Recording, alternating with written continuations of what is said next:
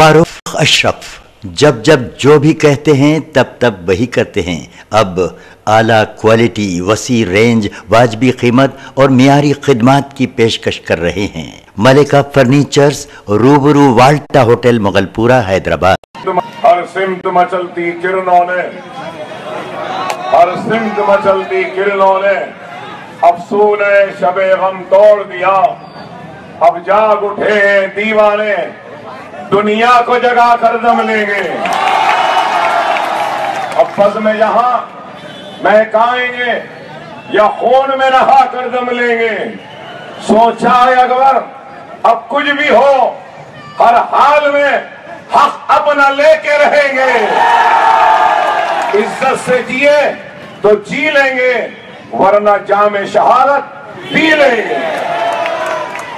साइनशीन पर तशरीफ फरमा, कायदीन मजलिस, बुजुर्गों, नौजवान साथियों और मेरी इज्जत मां पर्दानशीन मां और बहनों, हजरात, जब से दुनिया बनी है इस दुनिया में बहुत मोहब्बत करने वाले आए, एक दूसरे को चाहने वाले आए। किसी का नाम रोमियो जूलियट था, तो किसी का हीर रांझा, तो किसी का लैला, तो किसी का मजनू। हमने इन मोहब्बतों के दास्तानों को सुना है, पढ़ा है, और लैला और मजनू की मोहब्बत तो इतनी थी कि खबर की मिट्टी की बू को सूंघकर मजनू ने पहचान लिया था कि ये मेरी लैला की खबर है। और मजनू का नाम खैस था, तो खैस से बार बार कहा गया, अरे कब तक लैला लैला करेगा, अरे जा उम्रा कर ले, तवाफ कर ले, अपने गुनाहों पे तौबा मांग ले। तो एक मर्तबा हजरत अली देखते हैं कि मजनू काबे का तवाफ कर रहा है, तो हजरत अली हैरत में पड़ गए कि अल्लाह ने इसको भी होश दे दिया कि ये लैला लैला छोड़, आज तवाफ कर रहा है। मजनू तवाफ मुकम्मिल करता है, काबे के खिलाफ को थाम लेता है, पकड़ता है, रोता है और रोते रहता है, आंख से आंसू जाते हैं। तो हजरत अली समझते हैं कि आज मजनू शायद अपने गुनाहों पे तौबा मांग रहा है, तौबा कर रहा है, अल्लाह से माफी मांग रहा है। करीब जाते हैं और करीब जाकर क्या सुनते हैं, करीब जाकर ये सुनते हैं कि मजनू खैस काबे के खिलाफ को थामा है, रो रहा है और कह रहा है कि ऐ अल्लाह मेरे दिल में लैला की और मोहब्बत डाल, और मोहब्बत डाल, और मोहब्बत डाल। तो आज ये आपका मजनू अकबर ओवैसी दुआ करता है कि अल्लाह मेरे दिल में इन गरीबों के लिए और मोहब्बत डाल, और मोहब्बत डाल, और मोहब्बत डाल, और मोहब्बत डाल। अरे ये आपकी मोहब्बत है कि हम गुनहगारों को एक अज़्म देती है, एक हिम्मत देती है, एक ताकत देती है। कमजोर पड़ जाते हैं तब भी हिम्मत आ जाती है।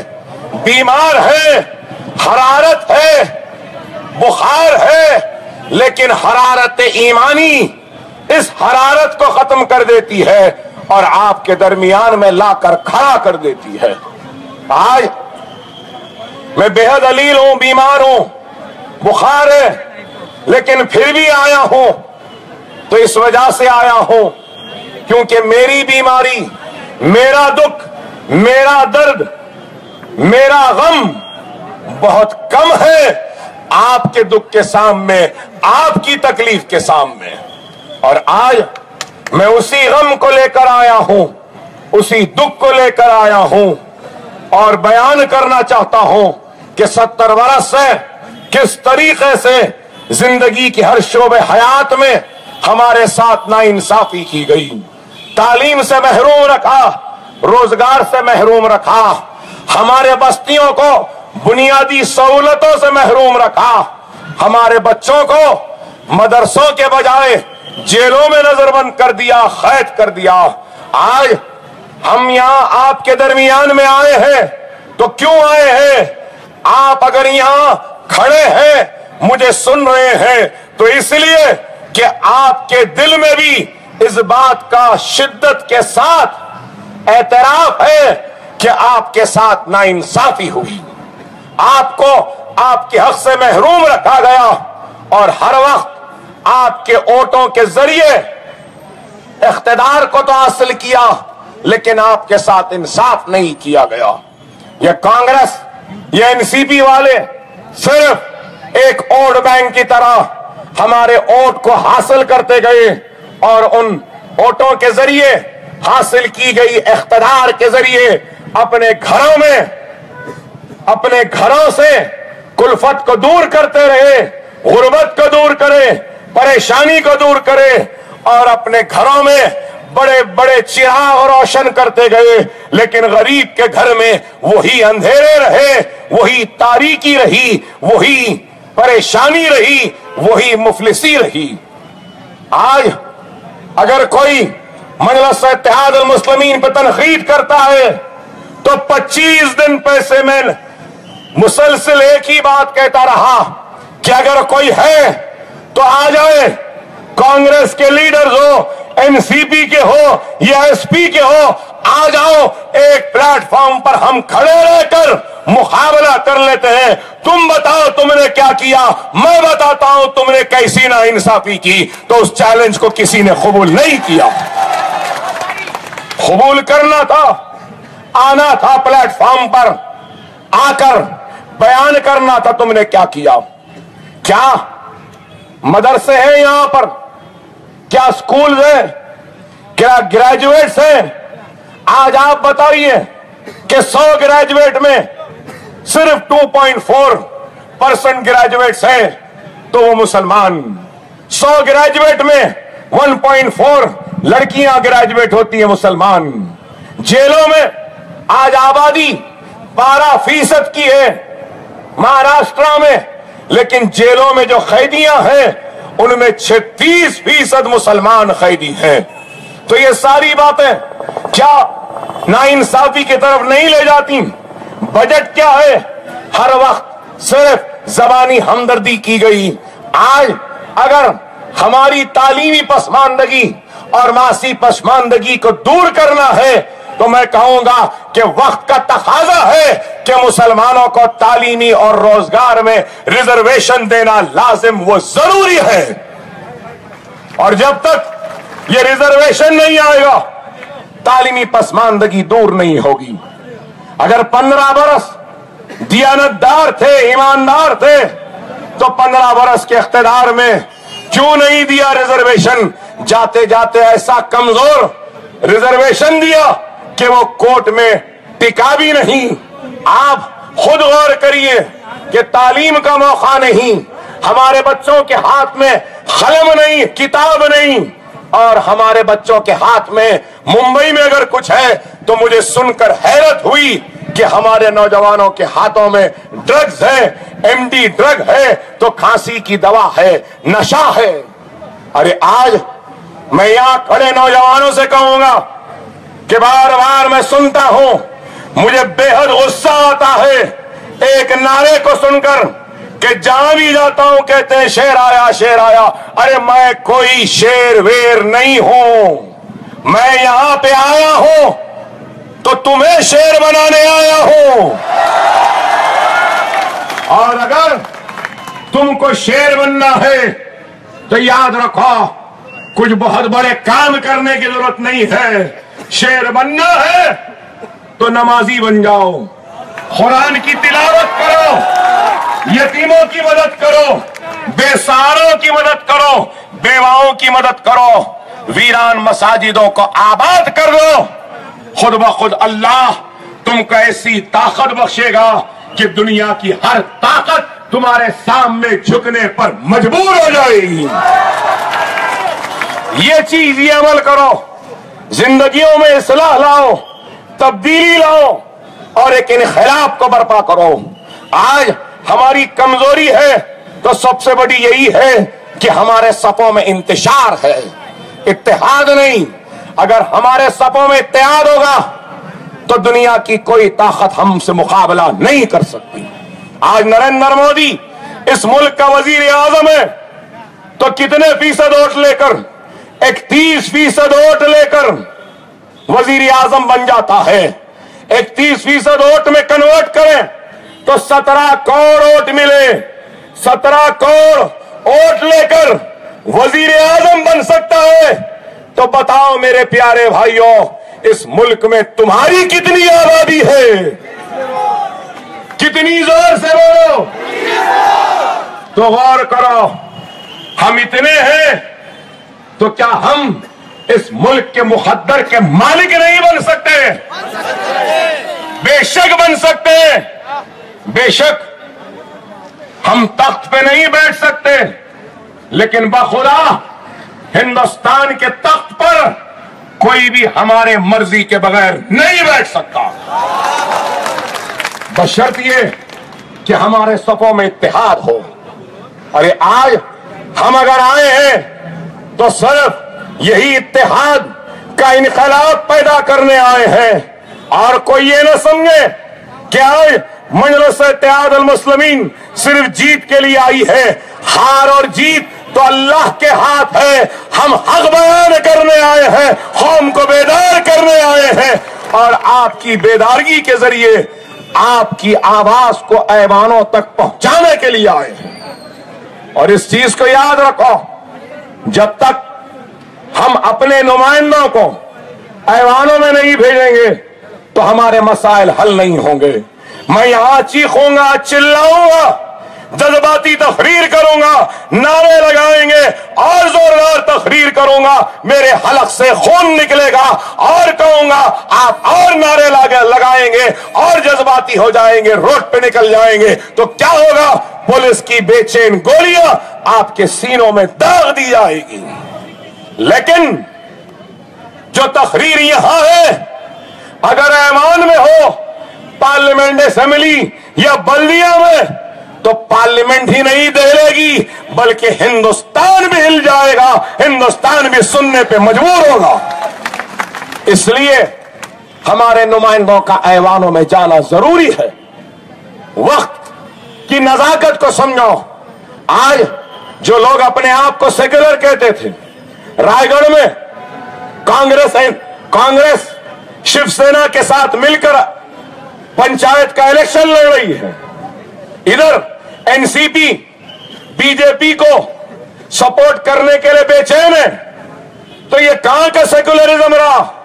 आप बताओ। मैं पूछना चाहता हूं, 2014 के इलेक्शन के बाद सेना तायीद नहीं कर रही थी बीजेपी की? क्या पवार ने नहीं कहा कि हम गैर मशरूत तायीद करने तैयार हैं? अरे आप बताओ, आज महाराष्ट्र की सियासत में ठाकरे गांधी बन रहे हैं तो गांधी ठाकरे बन रहे हैं, पवार मोदी बन रहे हैं तो मोदी पवार बन रहा है। और फिर हमसे सवाल कि आप वोटों को बांटने आए हैं, तकसीम करने। अरे हम तकसीम नहीं चाहते, हम हमारा हक चाहते हैं। हमें इंसाफ दो, हमको हमारा हक दो। आज ये लोग समझते हैं कि मुसलमानों का क्या, बीजेपी सेना है, वहां तो नहीं जाते तो कहां जा सकते? इनको कहीं जाने का रास्ता नहीं है सिवाय हमारे पास आने का।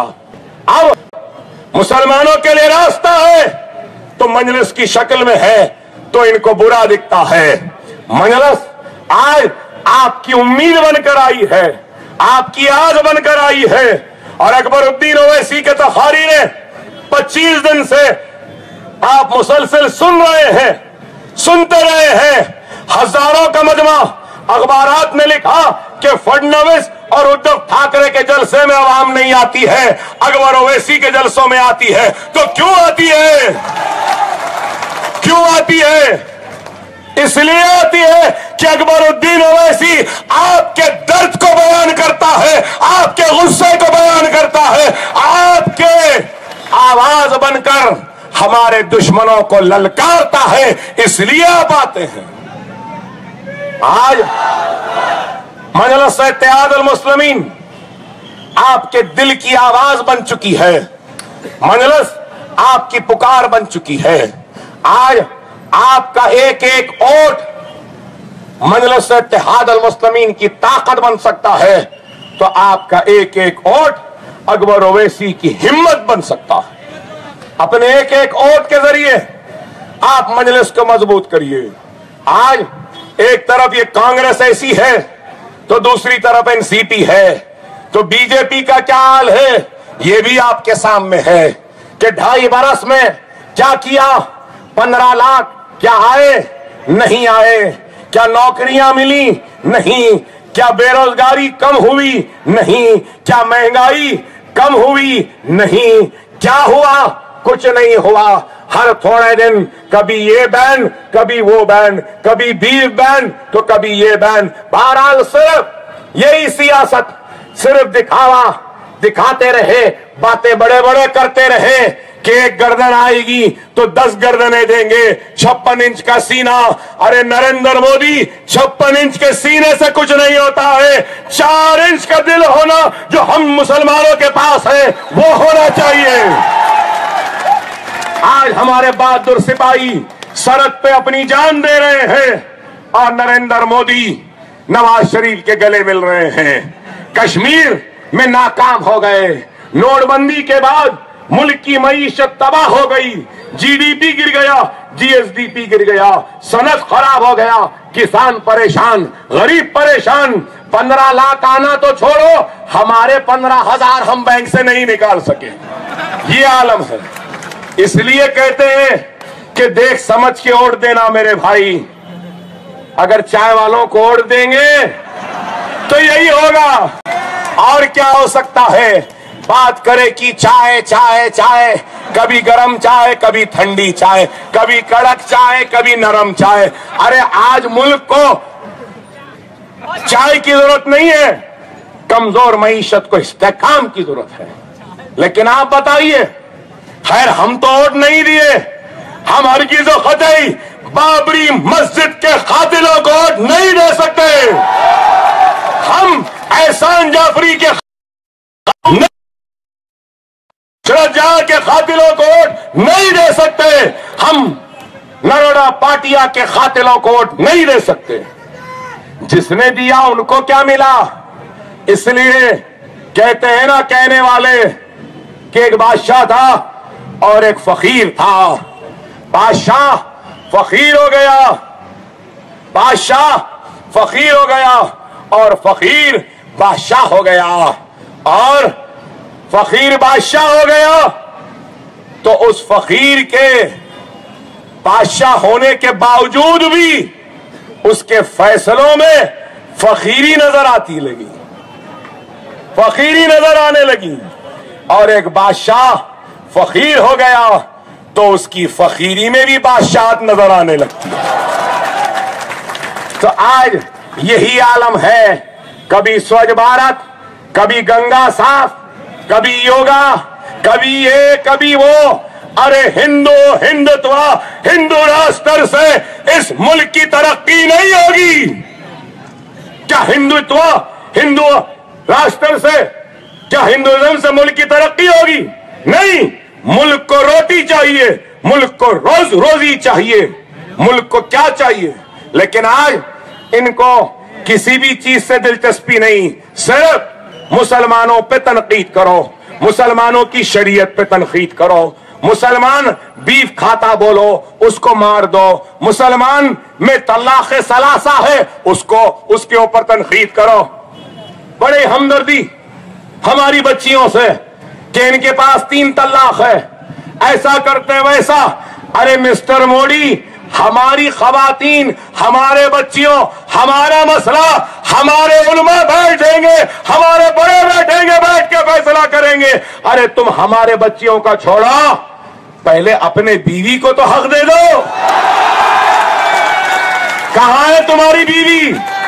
पूरी दुनिया फिरी लेकिन बीवी तुम्हारी नजर नहीं आई। बेटी बचाओ, बेटी पढ़ाओ, अरे पहले घर में जो औरत है उसको उसका हक दे दो, बाद में हमारे हक का बोलो। नोटबंदी पर अपनी मां को बाजार में ला लिया, बेचारी बूढ़ी मां कतार में खड़ी है। अरे आज कहते हैं कि हिंदुइज्म, हिंदू राष्ट्र, हिंदुत्व, सनातन धर्म। अरे क्या सच्चा हिंदू ऐसे कर सकता है? नरेंद्र मोदी की जगह अगर अकबर ओवैसी ये मुसलमान की मां होती तो मैं अपनी मां से कहता, मां आप घर में रहिए, मैं जाके आपके लिए पैसे लाता हूं। लेकिन ये सिर्फ बातें, आज बीफ बैन, ये बैन, वो बैन। बीफ की वजह से अखलाक की मौत, बीफ की वजह से जाहिद नुमान का कत्ल, बीफ की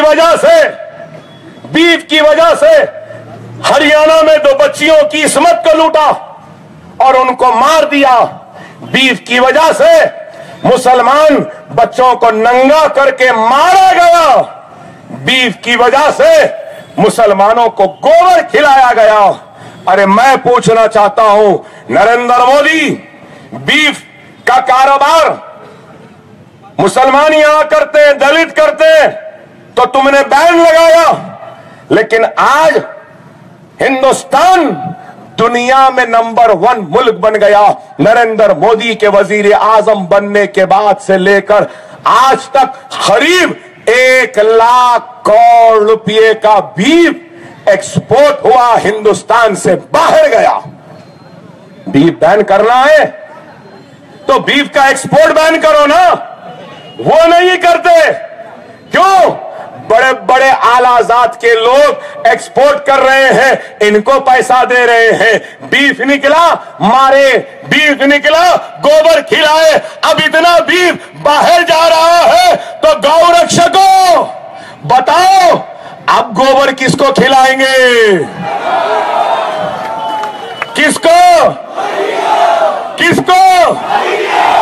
देखो भाई, फिर पूछते मजलिस क्या करी? अब इतना बड़ा काम कर दी ना, यही है मजलिस। खुदा वक्त और हालात की नजाकत को समझो, ये किसी के नहीं है। हिंदुस्तान की 70 बरस की तारीख के सबसे बड़े धोखेबाज, सबसे बड़ा अदाकार, सबसे बड़ा झूठा, नाकाम, नाकारा वजीर आजम अगर कोई है तो वो नरेंद्र मोदी, ये कल का चाय वाला है। किसी को कुछ नहीं दिया। अरे हद तो ये हो गई कि सिपाहियों को जो खाना दे रहे हैं देखो कैसा है, कितना गंदा है। अफसोस होता है भारत मां बोलते हैं। क्या भारत मां के बहादुर सिपाहियों को भारत सरकार के पास अच्छा खाना खिलाने की भी सकत नहीं है? नरेंद्र मोदी, अगर तेरे पास और तेरी सरकार के पास हमारे बहादुर सिपाहियों को अच्छा खाना देने की सकत नहीं है तो बोल ले, हम भूखे मुसलमान अपने पेट को काट लेंगे और उसमें से हमारे बहादुर सिपाहियों को अच्छा खाना हम खिलाएंगे ना। सुन ले मोदी, देशभक्त तू है या हमें? इसलिए तो कहता हूं ये मुल्क मेरा था, मेरा है, मेरा रहेगा। किसी के बाप की जागीर नहीं है। इस मुल्क पे माथे पे तिलक लगाने वाले का जितना हक है उतना ही हक सर पर टोपी पहनने और चेहरा पालने वाले का भी हक है। ये मुल्क का मैं दूसरे दर्जे का शहरी नहीं। नरेंद्र मोदी, जितना तेरा हक है इस मुल्क पे उतना अकबर ओवैसी का भी हक है इस मुल्क पे। आज मजलिस यही बात कहती है और यही चीज इनको बुरी दिखती है। अब क्या करें भाई, हमारे मुल्क का नसीब हो गया कि एक तरफ फेकू है तो दूसरे तरफ पप्पू है। अब लोग फेकू के तरफ नहीं जा रहे हैं, पप्पू के तरफ भी नहीं जा रहे हैं, हमारे तरफ आ रहे हैं तो इनको बुरा दिखता है। तो क्या करेंगे? बहरहाल जो भी है, आपसे कहूंगा कि 21 तारीख के दिन एक इनकलाब का दिन है और एक इनकलाब आएगा और मुंबई की खोई हुई अजमत फिर से बहाल होगी तो 21 तारीख को होगी। जब जब मुंबई उठता और चीखता तो हिंदुस्तान हिल जाता था। अल्हम्दुलिल्लाह अब मुंबई उठ चुका है, अब मुंबई चीख रहा है और हिंदुस्तान को हिला के रखेगा। यही है, आपसे यही कहूंगा कि मजलिस का साथ दीजिए। मजलिस आपकी जमात है, शिकवा है, शिकायत है, नाराजगी है, सब कुछ है, लेकिन ऐ मेरे हिंदुस्तान, मुझे तुझसे बहुत मोहब्बत है, बहुत प्यार है। जोरदार नारा लगाना और बता देना सबको कि यह मुल्क हमारा था, हमारा है, हमारा रहेगा। हिंदुस्तान, हिंदुस्तान, हिंदुस्तान। और एक जोरदार नारा लगाना, जरा आरएसएस की चड्डी ढीली हो जानी चाहिए, ठाकरे का माथुश्री हिल जाना चाहिए, गांधी पवार परेशान हो जाना चाहिए, ऐसा लगाना। लगाएंगे ना? नारे तकबीर, नारे तकबीर, नारे तकबीर। अल्लाह हम सब की हिफाजत करे, हम सबको तरक्की दे, कामयाबी दे। अल्लाह हम सब की परेशानी को दूर करे, हमारी मुसीबतों को दूर करे। अल्लाह हमारे मुल्क हिंदुस्तान की हिफाजत करे। वाखिरु दावाना अल्हम्दुलिल्लाह रब्बिल आलमीन।